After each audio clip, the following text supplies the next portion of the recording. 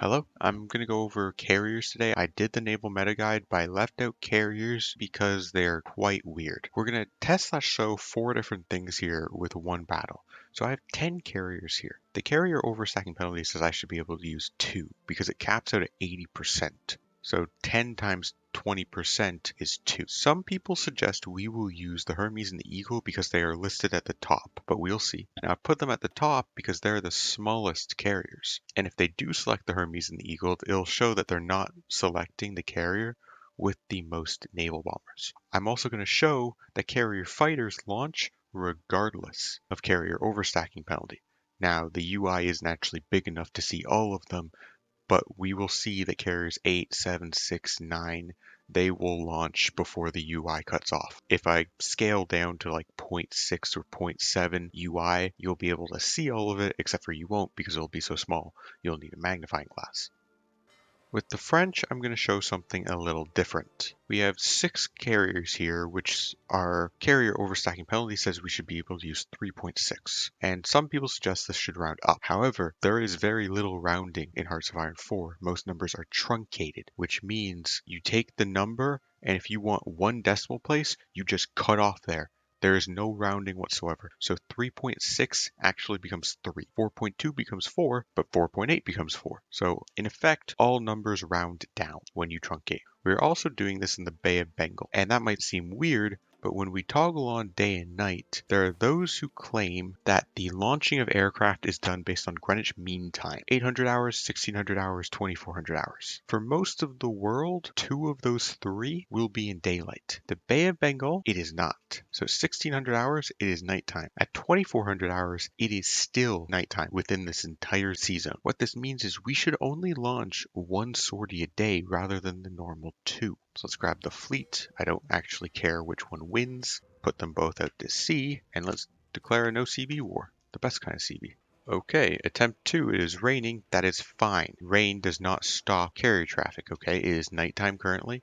Now it is day. We're before 800 hours, and we've already launched from 3 carriers here. The first 3. Burn has not launched anything. All of the fighters have launched even though they shouldn't. And on the British side, the second one has launched. None of the rest that we can see have. And all the fighters we can see have launched. And trust me when I say all fighters below that have also launched.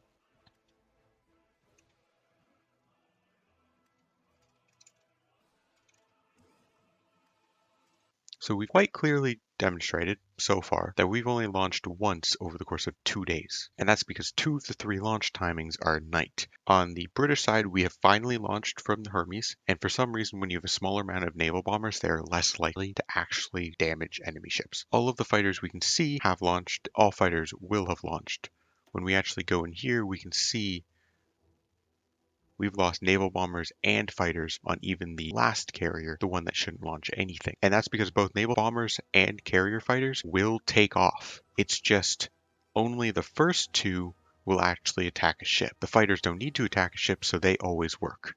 If we tag to the French, we can see here that the first 3 have launched naval bombers. Burn is saying it's launched none, had 0 shot down. But if we actually come in here and check, surprisingly enough, that statement is true. They have too many bombers. These 2, however, have launched. Why are you exercising? This is what happens when you leave the AI on for 2 seconds. So let's let it keep going for another 1-day cycle. Okay, so now that we've fixed the fact that the Burn has too many naval bombers, it has launched naval bombers. It hasn't hit anything because it's not one of the first 3, but it has now launched naval bombers.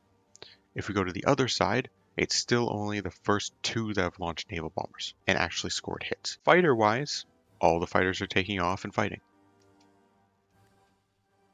There was a launch there at 1600. These numbers went down.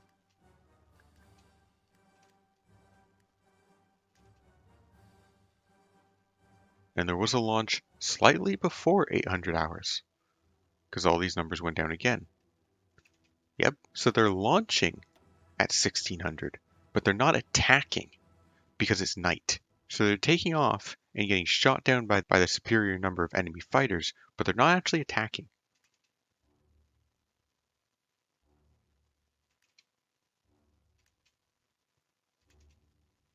And now we've lost all of our carriers, so let's just end the battle. Let's get the post-battle results screen. We should only see 2 naval bombers worth of damage being done on the British side. So when we come to the British side, Blackburn Shark and Blackburn Shark, those are the naval bombers.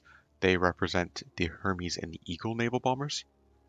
And then when we scroll past here, it's just a whole bunch of heavy ships. And on the French side, we are only seeing 3 of the French naval bombers. And that's because only 3 of their carriers were launching, even though 4 of them had naval bombers on. And at 1600 hours, even though it was nighttime, we were launching, but we were definitely not doing any attacks. This is definitely only 1 per day. And the Hermes, because of its small air wing size, wasn't even launching 1 consistently per day. Also, when the enemy has overwhelming air superiority, either by plane or by land-based, your naval bombers do no damage. They select a target, but they don't actually get there and they don't actually do anything. This is why land-based aircraft is so important.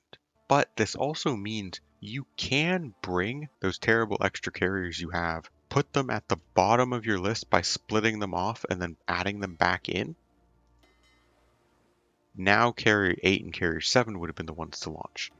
So if we had it on carrier 7, carrier 8, max naval bombers, let's say these were 2 carriers that had 100 deck size and everything else was 60. Put 100 on these 2 and then 60 fighters on everything else. So with the example of 6 carriers, you can bring 3 carriers with 100 deck size and have 100 naval bombers on each of them, and then you can bring 3 additional carriers that were your old bad ones strictly with fighters, and in doing so, you're now bringing 300 naval bombers, whereas if you'd brought 4 100 deck size carriers, you would have only brought 200, and you're bringing 180 fighters, where 4 100 deck size carriers would have brought 200. You're getting an extra 80 planes out of it, and you're making use of those starting carriers you had that were bad. Another thing you can do with your old outdated designs is you come in here and you get the Pacific Fleet Designer, and you take the Courageous class and you just up its AA value, and you can increase its deck size by 15 for the cost of 600 IC. 1 destroyer,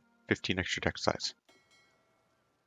Anyways, that's just some quirks with carrier combat. This didn't really fit in the naval meta guide video because the explanation would have just taken too long. Yeah, it just didn't really fit well into that video. That video was mostly testing heavy cruisers and whatnot. There's actually one more thing.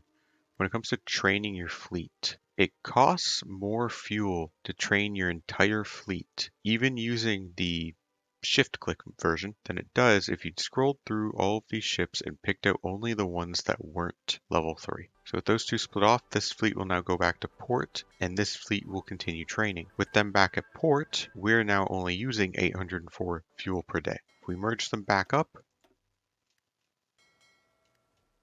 we are, however, getting more naval experience for this, which makes absolutely no sense, because if I swap to training everyone, I'd get double, but my fuel cost would go up by 3. So if I swap back to shift clicking, so only non-fully trained ships are going to train, I mean 0.63 a day and using 2.1.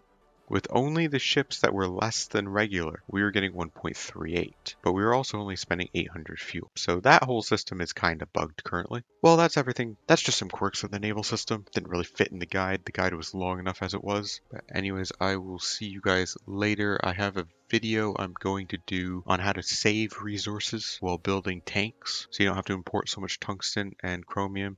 That'll be sometime tomorrow, probably. Anyways, I will see you guys then.